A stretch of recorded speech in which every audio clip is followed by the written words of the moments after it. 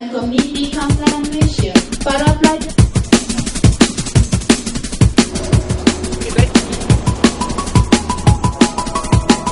Bismillahirrahmanirrahim. Assalamualaikum warahmatullahi ta'ala wabarakatuh.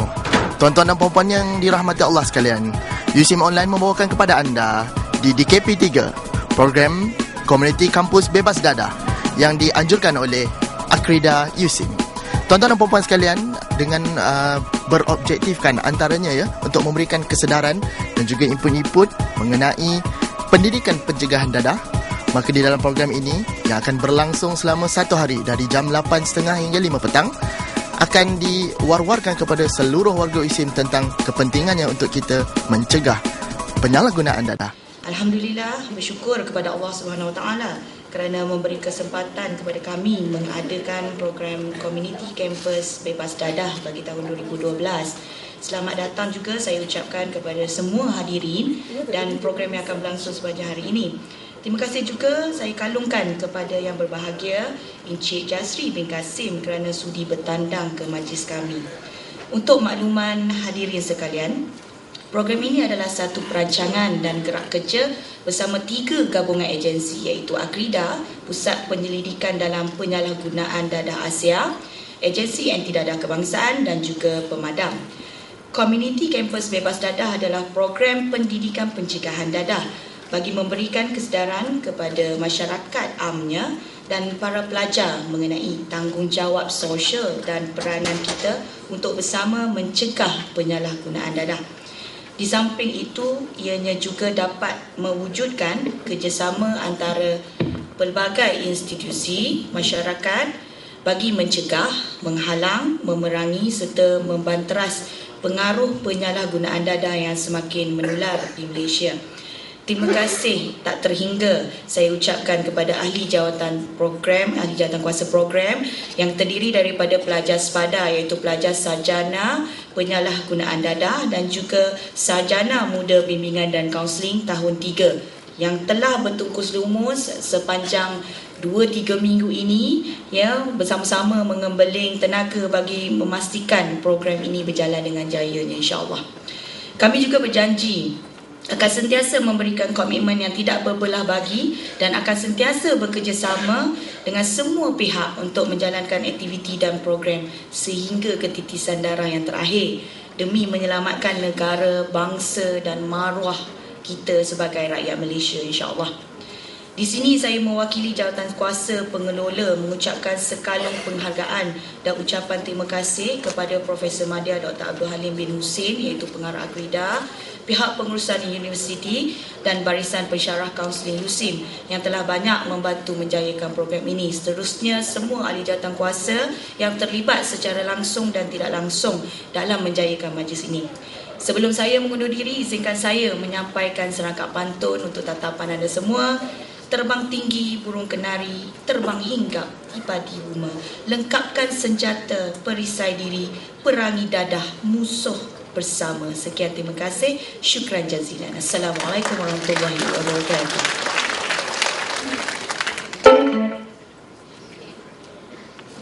Majlis merakamkan ucapan terima kasih kepada yang berusaha Puan Emilia binti Man atas ucapan yang telah disampaikan. Bagi meneruskan majlis dengan segala hormat yang mempersilakan Profesor Madya Dr. Abdul Halim bin Muhammad Husin, Pengarah Pusat Penyelidikan dalam Penyalahgunaan Dadah Akrida, Universiti Sains Islam Malaysia untuk menyampaikan sepatah dua kata.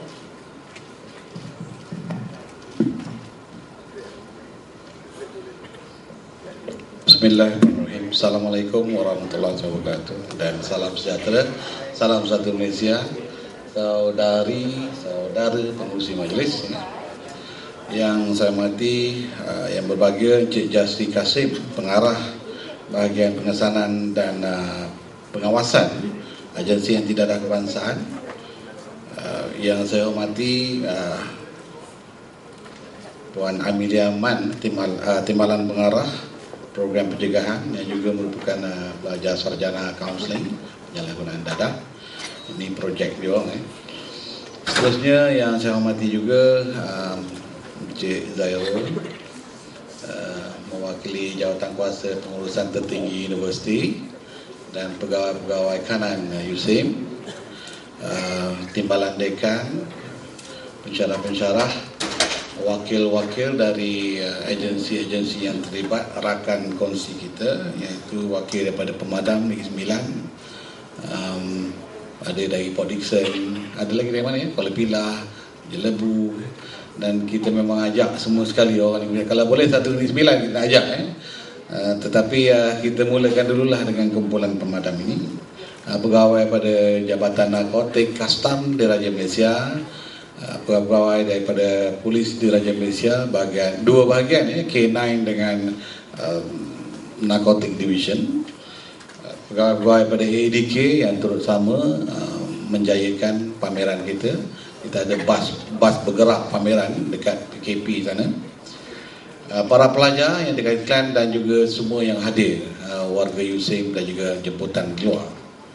Saya tidak ingin mengambil masa yang panjang sebab selalunya memang suka cakap lama sikit. Tetapi kita beri ruang pada jemputan kita dalam mesej anti dadah. Kita jalankan program ini sebenarnya merupakan program kedua dalam PIN, Plan Integrity National USIM, tentang kesihatan dan keselamatan. Jadi apabila kita melihat kesihatan dan keselamatan, kita lihat isu dadah merupakan isu yang sangat mengancam. Dan saban hari kita dengar, kalau kita tengok statistik di KLIA saja bulan ini kita ada 11 kemasukan kalau mengikut Cik Zainuddin. Mana Cik Zainuddin? Pegawai Kastam 11 Cik Zainuddin bolos. Itu international traffickers yang masuk. So kita harus berfikir, kalau sebulan 11 tahun kali je lah 120 international, bukan calang-calang bilangan yang dimasuk. Kemana perginya barang-barang ini? Itu yang masuk. Yang sedia ada juga begitu banyak. Kita tengok dalam keratan akhbar, saya boleh jamin tiap-tiap hari kita akan dapat keratan akhbar yang menceritakan kisah penyalahgunaan dadah. 30 tahun kita berjuang untuk mencegah. Tetapi perkara yang paling susah dalam kerja-kerja mencegah ni ialah mendapatkan manusia-manusia yang ingin bersama mencegah. Sebab itu saya ucapkan tahniah tuan-tuan dan puan-puan yang dapat menghadirkan diri.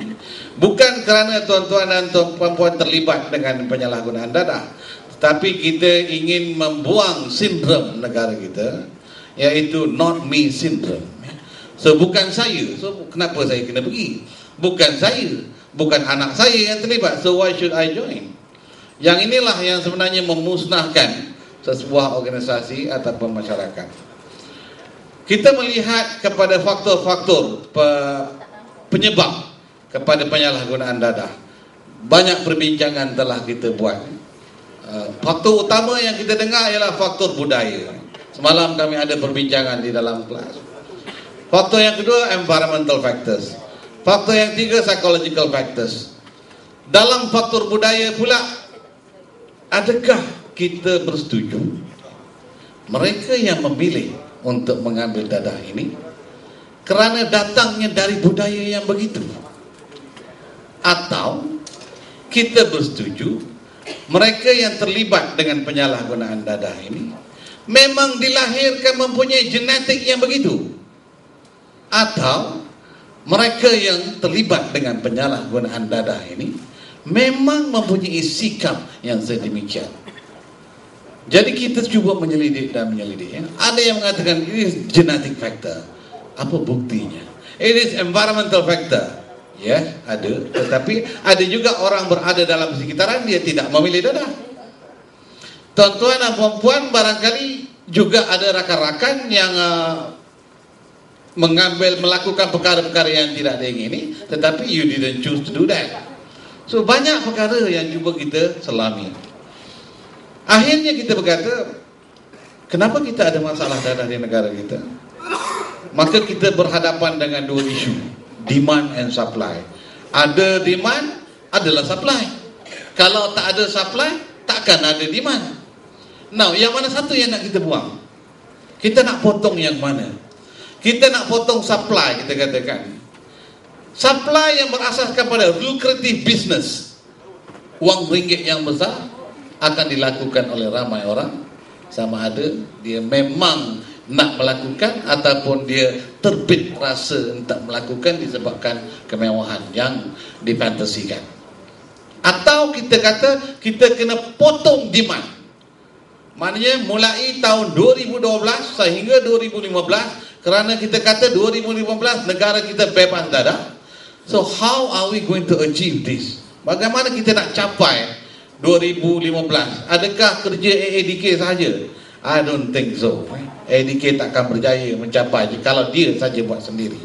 Kemudian kita bangunkan sebuah persatuan di Malaysia, Persatuan Pencegah Dadah Malaysia, Pemadam. Bila kita bangunkan Pemadam, adakah Pemadam benar-benar dibangunkan dari segi capacity buildingnya? Adakah Pemadam mempunyai ahli yang cukup mantap untuk mengajar pula orang-orang lain menjadi pemimpin dalam pencegahan? Pun tidak juga, kerana kekurangan ilmu. Jadi pencegahan ni rupa-rupanya perlu dipelajari sebelum kita terkena. Jangan kita berpegang pada sindrom anak saya tidak, saudara mara saya tidak, takkanlah keluarga saya. Maknanya kita take for granted dan kita takkan terlibat. No. Jadi sebab itulah universiti mengambil inisiatif Akrida, melalui Akrida mengambil inisiatif untuk memperkasakan kerja-kerja pencegahan ini. Malahan pelajar-pelajar sepadan, nanti kita boleh tengok videonya apa yang mereka buat.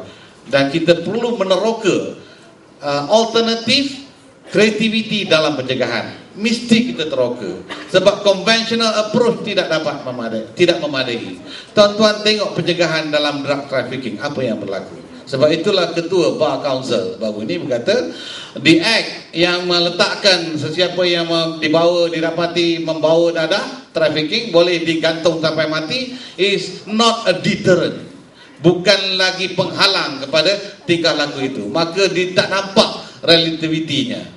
Adakah akta yang kita katakan gantung sampai mati itu mampu menyebabkan traffickers tidak membawa dadah? Tidak mampu lagi. So itu argument, debate yang banyak kita buat. Walau bagaimanapun kita berpegang pada mencegah lebih baik daripada memulih. Maka setiap manusia, saya rasa setiap manusia yang bergelar rakyat Malaysia, if you claim to be the citizen of Malaysia, kita mesti menyelaksanakan tanggungjawab kita untuk menyelamatkan anak bangsa kita. Kalau kita tidak, maka jangan terperanjat dalam masa 10 tahun nanti negara kita akan dipenuhi oleh mereka yang mempunyai HIV. Negara kita akan dipenuhi oleh mereka yang berada di pusat-pusat jagaan sakit mental. Negara kita akan dipenuhi dengan mereka yang terpaksa melakukan jenayah kerana memenuhi keperluan dadah. Jangan terperanjat. Sebab itulah saya mengajak tuan-tuan dan puan-puan hari ini dengan upaya yang ada within your capacity. Kalau pelajar, cara pelajar. Kalau ibu bapa, cara ibu bapa. Kalau pengawal keselamatan, cara pengawal keselamatan. Kalau apa jua tuan-tuan berperanan, we have to play our role dalam pencegahan. Maknanya, kalau kita tidak tahu tentang apa itu musuh, then we have to learn. Macam mana kita nak lawan dengan musuh kalau kita pun tak tahu musuh itu apa? We are talking about dadah musuh nombor satu negara. Now, kalau kita jadi tentera, kita kata ada musuh, we have to study dia punya strategi. Macam mana dia menyerang kita, baru boleh kita counter attack. Tetapi kalau kita sendiri pun tak tahu, maka macam mana kita nak memerangi? Jadi saya beranggapan, if you are a true citizen of Malaysia, then you have to equip yourself. Kita kena lengkapkan, paling tidak bukan jadi pakar pun. Saya pun tak suruh namakan nama-nama saintifik dadah, namakan tempat-tempat di mana. No, you need to know the danger. Bagaimana dia berlaku? Apakah risiko-risiko yang dihadapi oleh anak-anak yang boleh menyumbang? Tuan-tuan jangan terperanjat. Saya ada 3 klien yang ibu bapanya memang senang lenang. They are on drugs dan masih bekerja tiap-tiap minggu. I have to go and see them. I have to. Sebab saya rasa dia perlu ditolong. Dan saya kesian dengan ibu bapa mereka. Wang ada, tidak ada makna. Anak dah terlibat dengan penyalahgunaan dadah. Kita pun tak ada. Jadi saya tidak ingin mengambil masa yang panjang. Hari ini kita ada macam-macam aktiviti yang dilakukan. Kita cuba teroka expression of against drug dalam pelbagai aktiviti. Selepas ini kita ada pertunjukan pengesanan K9 di MP Theatre oleh unit K9 PDRM. Saya mengucapkan terima kasih kepada unit K9 kerana sanggup meluangkan masa untuk bersama-sama kita. Kemudian kami jemput tuan-tuan dan puan-puan ke pameran. Kita ada pameran bas bergerak daripada ADK. Terima kasih kepada ADK kerana dapat menghantar basnya ke sini. Kemudian kita ada competition juga yang berbentuk interaktif, spontaneous slogan competition. Maknanya kita ada buat kat sana dan macam-macam lagi aktiviti yang lain sepanjang hari. Kita doakan agar apa yang kita lakukan ini boleh disampaikan kepada orang yang lain yang tidak berkesempatan. Dan ingatlah masalah dadah bukan masalah kerajaan, dia masalah kita. Jadi kita harus bertanggungjawab untuk mengambil langkah pencegahan ini. Kalau pencegahan kuat, maka supply ataupun demand boleh dikurangkan. Jadi saya menyeru pada tuan-tuan, mengingatkan diri saya dari pelajar-pelajar yang bakal jadi pemimpin di organisasi dalam keluarga, mesti mempunyai pengetahuan yang lengkap, melengkapkan diri. Kalau tidak, sia-sia je pergi universiti, tak tahu hal pun tentang masalah sosial. Sebab itulah kita ingin pelajar juga mengetahui. Begitu juga dengan komuniti di universiti. Berada di universiti dan kita ada Center for Research on Drug Abuse, mempunyai maklumat yang terbanyak, maka kami bertanggungjawab, rasa bertanggungjawab untuk menyebar luaskan maklumat ini seluas-luasnya agar kita sama-sama terdidik dalam usaha membentras dadah musuh nombor satu negara. Dengan itu sekali lagi saya mengucapkan terima kasih kepada Cik Jafri yang dapat sempat meluangkan masa, dan kepada semua sekali yang hadir pada hari ini untuk bersama-sama menjayakan program kita. Dan insyaAllah bagi kaki tangan pemadam, kami akan berikan sedikit education selepas ini jam 11 untuk bengkel, untuk kaki tangan ada ahli pemadam, bagaimana anda boleh menggerakkan pemadam di kawasan masing-masing. Bengkel ini akan dilaksanakan di Dewan Kuliah di bahagian di FKP. Nanti pelajar-pelajar kami akan bawa tuan-tuan ke sana. Yang lain-lain ada juga bengkel selari petang ini untuk ibu bapa. Bagaimana tajuk dia protecting and raising your children against drug pun kita akan laksanakan pada petang ini nanti. Sekian dulu. Assalamualaikum warahmatullahi wabarakatuh. Majlis merakamkan ucapan terima kasih kepada Profesor Madya Dr. Abdul Halim bin Muhammad Husin atas ucapan yang telah disampaikan. Menjaga negara, korbankan jiwa, isu dadah sama-sama ditangani. Kampus bebas dadah matlamat utama, jemputlah tuan untuk merasmi. Para hadirin yang kami muliakan, majlis dengan sukacitanya menjemput dan mempersilakan Yang berbahagia Encik Jasri bin Kasim, Pengarah Bahagian Pengesanan dan Pengawasan Agensi Anti Dadah Kebangsaan, untuk menyampaikan ucapan dan seterusnya merasmikan program komuniti Kampus Bebas Dadah 2012. Majlis dengan penuh takzimnya mempersilakan.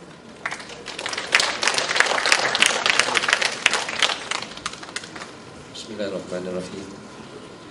Terima kasih saudara-saudari muslim majlis. Assalamualaikum warahmatullahi wabarakatuh dan salam sejahtera dan salam satu Malaysia. Yang berusaha Profesor Madya Dr. Abdul Halim bin Husin, Pengarah Pusat Pendidikan Dadah Akidah Husin, Puan Emilia binti Man, di mana pengarah program komuniti kampus bebas dadah, barisan-barisan dan pensyarah Husin, rakan-rakan pintar kami daripada pemadam, rakan-rakan statistik kami daripada custom PDRM dan juga agensi kerajaan yang lain, tuan-tuan, puan-puan serta hadirat yang dihormati sekalian. Jadi pertama kali bila saya melangkah masuk dalam dewan ni, seolah-olah suasana ni mengesahkan statistik yang ada pada AADK, di mana seramai lebih kurang 300,000 lebih yang mendaftar di bawah Bayonadi merupakan didaftarkan sebagai penagih dadah. Pada jumlah tersebut 90% daripada jumlah tersebut terdiri daripada kalangan lelaki. Kalau kita tengok dewan ni banyaknya wanita ya. Ke mana kaum lelaki kita? Dan 10% saja penagih daripada wanita. Itu yang kita rekodkan. Jadi ataupun mungkin sebab di universiti sekarang ni ramai wanita. Mungkin wanita lebih pandai ke. Ataupun yang pentingnya tak terlibatkan dadah lah. Okey, senario kedua. Kalau hari ini kalau kita jumpa rakan-rakan kita, okey, yang mungkin menghadapi permasalahan dadah, penagihan dadah sebagainya, dan kita menasihatkan dia untuk datang mendapatkan rawatan, adakah ada rasa mereka dengan sukarelanya datang ke pihak tertentu untuk mendapatkan rawatan? Dan saya pernah juga berhadapan dengan masalah ini, di mana tidak semua orang bila dia ada menghadapi masalah dadah ataupun menghadapi permasalahan dengan penyalahgunaan dadah itu, mereka sukarela untuk datang mendapatkan rawatan. Bila kita tanya kenapa, mereka berkata dia takut dia kena tangkap. Itu persepsi kita, persepsi masyarakat. Bila terlibat dengan dadah ni, dia takut ditangkap dan dianggap sebagai penjenayah, dianggap sebagai kriminal. Jadi mereka tak nak datang untuk mendapatkan rawatan. Ini satu perkara atau fenomena yang berlaku. Senario yang ketiga, saya mungkin tuan-tuan boleh bertanya diri sendirilah. Kalaulah dalam satu kawasan tu, di tempat anda tinggal, kita tahu ada seorang bekas penagih dadah yang baru keluar daripada puspen, kemudian tu di surau tu biasalah kadang-kadang tu hilang slipper. Agak-agak siapa yang kena tuduh? Persepsi, stigma merupakan satu cabaran bagi kita juga. Okey. Jadi sebenarnya saya berbagai kesempatan ini untuk mengucapkan terima kasih kepada pihak USIN kerana menjemput AADK dalam menjayakan program komuniti kampus bebas dadah sempena peringatan Hari Anti-Dadah Kebangsaan. Di sini saya ingin ambil kesempatan ini untuk mengucapkan salam takzim dari Ketua Pengarah kami yang berbahagia Puan Sri Datuk Zuraidah binti Haji Muhammad yang kini berada di Vienna menghadiri Commission of Narcotic Drugs yang ke-55 di Austria. Jadi patutnya KP kita datang pada hari ini untuk merasmikan majlis ini. Walau bagaimanapun ini merupakan satu usaha yang murni lah. Okay, yang perlu diteruskan kerana amat penting bagi kita di kalangan kita, terutama sekali di peringkat pengajian tinggi, untuk bersama-sama berusaha memastikan pertamanya kampus bebas dadah dan keduanya komuniti bebas dadah. Okey. Bila saya ceritakan tentang senario tadi, saya ingin sedikit memaklumkan ataupun menyatakan bahawa setelah 28 tahun ADK melaksanakan program rawatan dan pemulihan dan juga melaksanakan program pencegahan dan penguatkuasaan, tidak nampak sangat dengan jelas kesan kepada dalam usaha kita untuk membenteras gejala dadah ini. Jadi selaras dengan program transformasi kerajaan,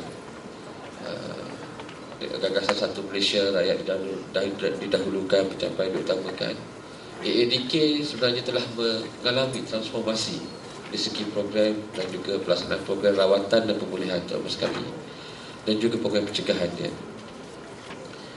Okey, kalau dahulu kita biasa, kalau kita anggap dulu, kalau biasanya kita anggap penagih dadah ini penjenayah, dalam program transformasi kita ini kita lebih menganggap penagih dadah ini sebagai pesakit, pasien, pesakit. Okay. Kita anggap bahawa penagihan ini merupakan penyakit relapse, chronic relapse, yang boleh diubati. Jadi kita tidak menganggap mereka ini sebagai penjenayah, dan mereka ini bukannya penjenayah, mereka ini pesakit yang perlu dirawat. Sebab itulah kita dalam usaha untuk membantu masyarakat dalam menangani permasalahan dadah, kita telah memperkenalkan konsep pulih dan prihatin. Konsep pulih dan prihatin, konsep terbuka, tiada pendekatan perundangan, dan kita mengutamakan community base. Kita utamakan kerjasama dengan masyarakat.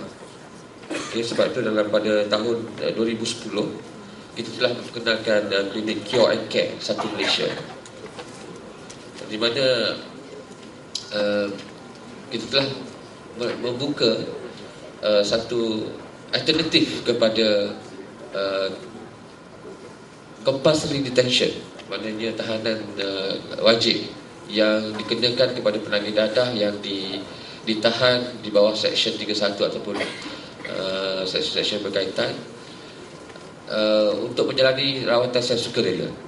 Maknanya kalau sekarang di AADK kita ada buspen, maknanya bagi penagih-penagih dadah yang ditahan di bawah tindakan perundangan. Dan kita juga membuka seluas-luasnya kepada masyarakat yang mempunyai permasalahan dadah untuk datang secara sukarela kepada klinik Cure and Care Satu Malaysia di AADK. Dan kita menggunakan pendekatan psikososial, kita menggunakan juga pendekatan perubatan dalam membantu penagih-penagih dadah di Malaysia. Kita sekarang ini mempunyai 8 buah klinik CNC di seluruh Malaysia, dan sehingga tahun 2012 sahaja lebih kurang 11,779 klien yang telah hadir ke klinik kita. Dan bagi memudahkan lagi program-program berbentuk sukarela ini, konsep terbuka ini, AADK juga telah membuka pusat khidmat yang kita panggil sebagai Cure and Care Service Center di seluruh negara, dan kita ada lebih kurang 49 Cure and Care Service Center di seluruh Malaysia, di daerah yang dulu kita mungkin kenali sebagai pusat jagaan lanjutan dulu, PJI, pusat khidmat. Dan ini bukan, kita sediakan juga perkhidmatan psikososial dan juga perubatan kepada penagih-penagih dadah yang datang secara sukarela. Dan sehingga kini lebih kurang, kalau percaya atau tidak, lebih kurang 300,063 orang telah berkunjung ke CCSC untuk sama ada mendapatkan rawatan, mendapatkan khidmat nasihat, advokasi dan sebagainya. Jadi ini merupakan satu pendekatan baru yang dijalankan oleh pihak AADK untuk memastikan kita dapat membantu masyarakat dalam permasalahan penagihan dadah. Jadi maknanya sekarang kalau ada di kalangan rakan-rakan kita, saudara mara kita ataupun jiran-jiran kita yang menghadapi permasalahan dadah, bukan pada mereka tak perlu takut untuk tampil mendapatkan rawatan secara percuma, mendapatkan rawatan secara terbuka tanpa perundangan, dan hubungi kami di ADK untuk mendapatkan khidmat nasihat. Jadi perkara ini sedang kita usahakan untuk memastikan persepsi masyarakat, stigma masyarakat terhadap penyakit dadah ini tidak seperti dahulu. Jadi bila kita menjalankan peranan sebagai ahli masyarakat dalam aktiviti pencegahan dadah ini, memang stigma ini sering kita hadapi. Bukannya senang bila kita nak berhadapan dengan manusia.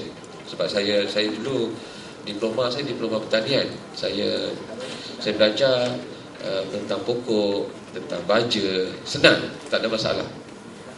Okay. Saya buat degree counselling. Bila saya buat counselling, ada sikit kesukaran bila kita berhadapan dengan manusia. Kita kena faham betul-betul, kita kena tahu apa punca sebab masalahnya. Dan kalau nak sampai ke tahap empati itu pun agak sukar. Kita lebih banyak simpati ataupun kita lebih banyak buat judgement, kita judgemental orang. Jadi itu yang kadang-kadang menyekat ataupun menukarkan kita untuk membantu individu dan orang ramai. Walau bagaimanapun usaha untuk memastikan masyarakat tidak terlibat dengan dadah akan diteruskan. Okey, sememangnya ADK amat mengharapkan sumbangan dan juga tenaga maupun idea daripada semua pihak. Dan apa yang dilaksanakan oleh SIM ini merupakan bukti sokongan padu masyarakat terhadap epidemik dadah yang dihadapi oleh negara kita lah. Dan bertepatan dengan tema United Nations on Drug and Crime, iaitu Healthy Community Without Drugs. Pelibatan masyarakat adalah penting. Dengan pendekatan kami juga di ADK yang lebih pada community base, kita memang betul-betul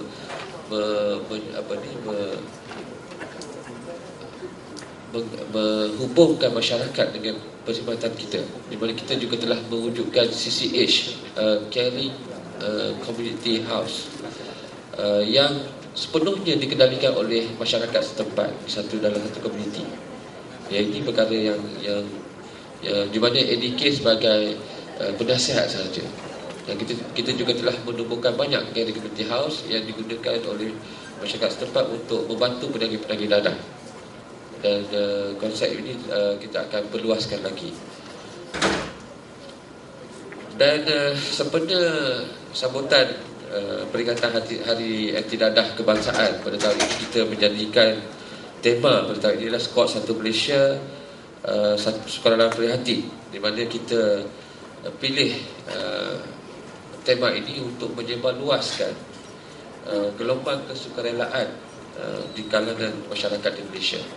Jadi pada hari ini pun kita mungkin buka kaunter Squad Satu Malaysia kan. Kita buka dan kita jemputlah semua tuan-tuan dan perempuan untuk menyertai Squad Satu Malaysia.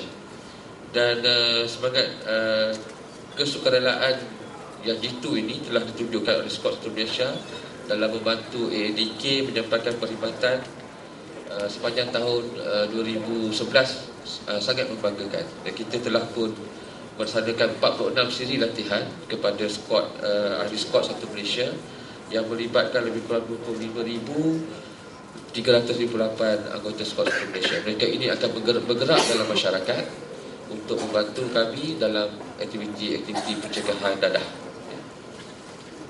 Dan saya harap tuan-tuan dan puan juga dapat menyertainya dan dapat membantu kami dalam usaha mewujudkan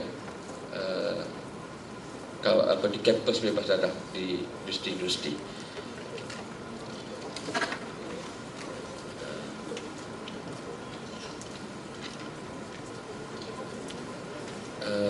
Di kesempatan ini juga saya mewakili seluruh warga ADK lah untuk mengucapkan terima kasih kepada semua peringkat yang telah menyatakan komitmen mereka untuk membantu dalam pembatasan dadah. Dan kerjasama dengan USIM ini kita akan teruskan di mana saya difahamkan USIM dan ADK ini telah lama bekerjasama dalam membangunkan program untuk yang melibatkan permasalahan dadah ini, di mana sekarang ini difahamkan USIM telah menawarkan sarjana kaunseling penyalahgunaan dadah dan juga diploma siswazah dalam penyalahgunaan dadah. Dan selain itu juga kita telah maknanya USIM telah menubuhkan pusat pendidikan dalam penyalahgunaan dadah Akrida sekarang ini, yang pernah juga melibatkan ADK masa pada tahun 2010. Sebelum saya mengundur diri, sekali lagi saya mengucapkan jutaan terima kasih kepada pihak penganjur kerana sudi menjemput ADK dan memberdayakan majlis sambutan pada hari ini. Dan sebelum itu dengan lafaz Bismillahirrahmanirrahim, saya dengan sebegitunya merasmikan sambutan peringatan Hari Anti Dadah Kebangsaan bagi tahun 2012. Dan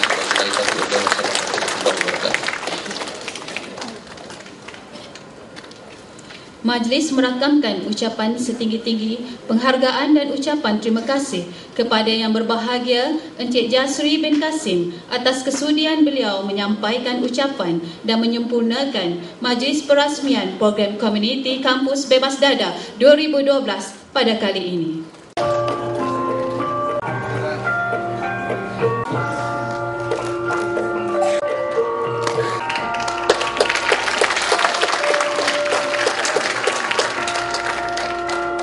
Itu sahaja untuk laporan bagi program Komuniti Kampus Bebas Dadah.